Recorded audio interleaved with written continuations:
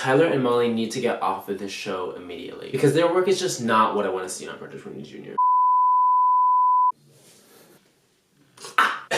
Do you see this cup? I have lots of tea to spill tonight. So if this is your first time seeing one of my videos, my name is Jesse Hansen. This is episode 3 of my series of Rate the Runway for Project 20 Junior Season 2. Girl, we're not gonna waste any time. We're gonna get right into it because I have lots to talk about. So this challenge on Project 20 Junior Season 2, the designers were given the task to create a fencing-inspired look that is avant-garde. The big twist in it was that this challenge was a team challenge. Everyone was put in pairs of 2, and you can kind of imagine how that went. I have so many things to say. Okay, so who's first on our list for today? So first on our list we have Allie and Chelsea. So I think that Allie and Chelsea were a really good, pair to mix. I think that their aesthetics were, different enough, but also similar enough to the point where they could, come up with great ideas together and create something really cool. I think that their piece is cool. I think that the idea is really cool. I really like how it's all black, really puts in that ninja, warrior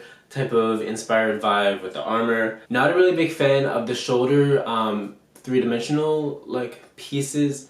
For some reason, the scale of them, some of them is just a little odd. Like the way how they're just really big ones. I got some Buzz Lightyear vibe. I kind of wish that the tiers could have stood up a little bit more because some of them look a little flimsy. I think that the collar could have been constructed a little bit better, but I really like how it's a high collar and it kind of covers her, the half of the model's face. I kind of like that, kind of that disguised discreetness. There's something about the pants that I don't really like. I don't know if I really like the skinny legged pant in this look. I wish they played a little bit more with the shape. I wish that the pants could have been a little bit more aggressive looking the way that this top does. Now we have Chris and Renee. So Chris and Renee were on the bottom this week. I didn't understand at first, but then when I heard what the judges had to say, I kind of got a little more of an understanding. In my perspective, I think they would have been a safe. When I saw this look first come down the runway, I got some really Dries Van Noten vibe. That cool long jacket that kind of just looked good when I walked down the runway, and then, I got some very menswear type of inspiration, which I really, really liked about this look. I am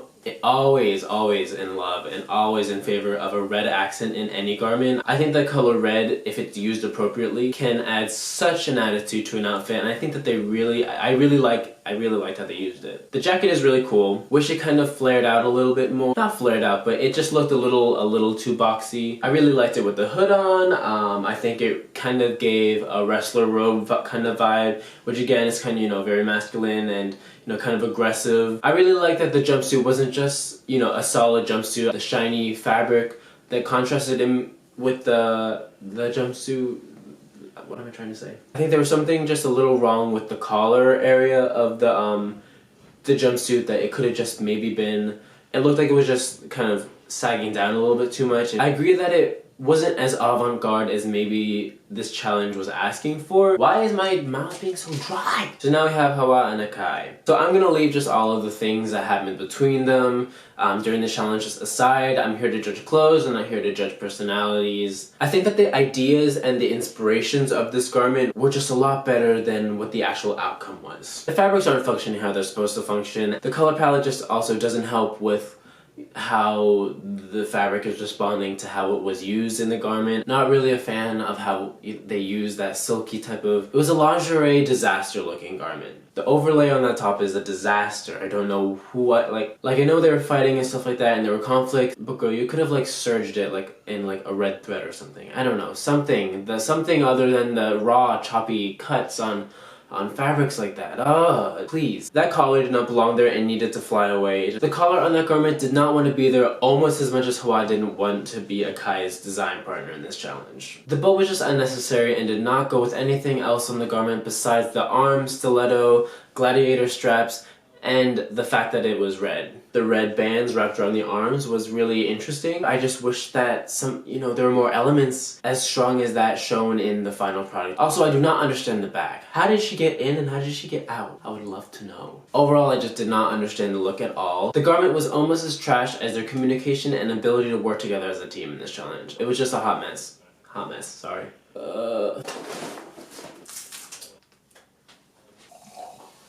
It's apple cider, just so y'all know. Now we have Izzy and Cartier. Don't get me started with this one. They were safe. I think that all the teams in this challenge should have just stayed on the runway. All of them just needed, some word of advice. The idea and the concept was good. I get the idea. Definitely have seen it. It definitely looks like something that Zachary from my season would have made. But I don't understand what this garment did for the model's body. It looks as if the model had gone to a fencing lesson after her like office prom occasion and hid the fencing helmets underneath both of her skirt and just ran away. It just doesn't look that flattering. Come tell me why the tulle sheer fabric is not cut evenly on the bottom. Why is that? The skirt fabric was not pretty. The shimmery sparkly tulle made it seem more of like a costume. Whatever this bodice is, this jacket looks like it's crying for help. It just doesn't look like it's laying right on this model. This is gonna be shady as shit, but I'm already on a roll tonight, so I'm not gonna hold back. This garment just looks like the dress that the mice from Cinderella would make for one of her ugly stepsisters. Okay, now we have Tyler and Molly. Okay, I'm just gonna say it now. Tyler and Molly need to get off of this show immediately because their work is just not what I want to see on Project Runway Jr. Bitch, they're making looks that I want to see on the runways in New York and London Fashion Week.